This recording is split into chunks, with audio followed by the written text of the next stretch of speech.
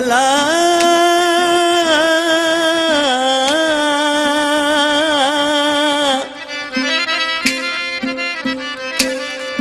ओ सदा घोट सिंध में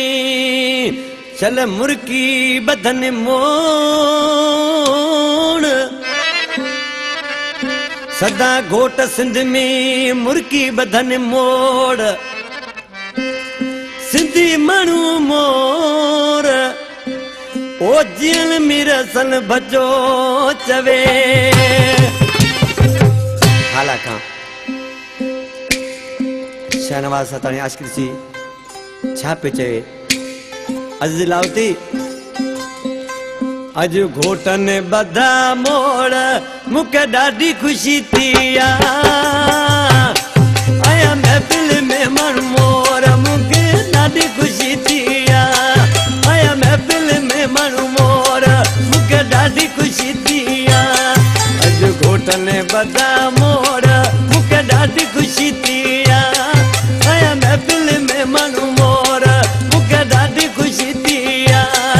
आया महफ़िल में माण्हू मोर मूंखे ॾाढी ख़ुशी थी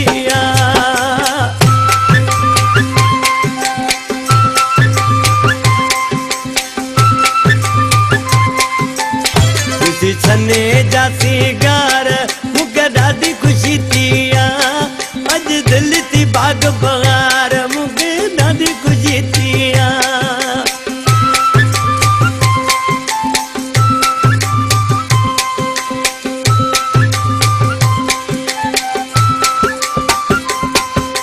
छने जा सिंगार मूंखे ॾाढी ख़ुशी थी अज दिल थी बाग बहार मूंखे ॾाढी ख़ुशी थी अज घोटन बधा मोर मूंखे ॾाढी ख़ुशी थी आया महफ़िल में माण्हू मोर मूंखे ॾाढी ख़ुशी थी आया महफ़िल में माण्हू मोर मूंखे ॾाढी ख़ुशी थी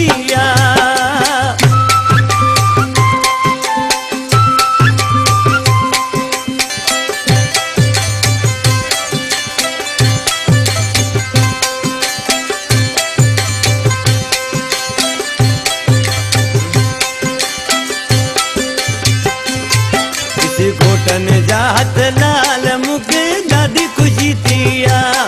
कया मुर्शिद पूरा सवाल मूंखे ॾाढी ख़ुशी थी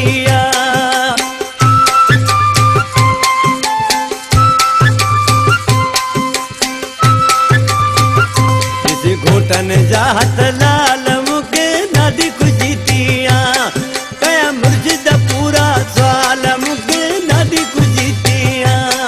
अज घोटन बधा मोड़ मूंखे ॾाढी ख़ुशी थी आया महफ़िल में माण्हू मोर मूंखे ॾाढी ख़ुशी थी आया महफ़िल में माण्हू मोर मूंखे ॾाढी ख़ुशी थी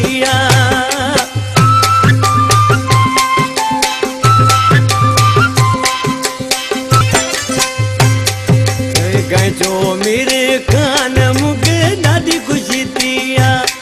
आए मौला कयो एहसान मूंखे ॾाढी ख़ुशी थी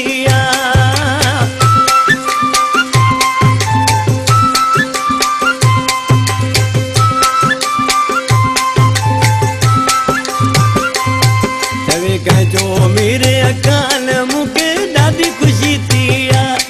आए मौला कयो एहसान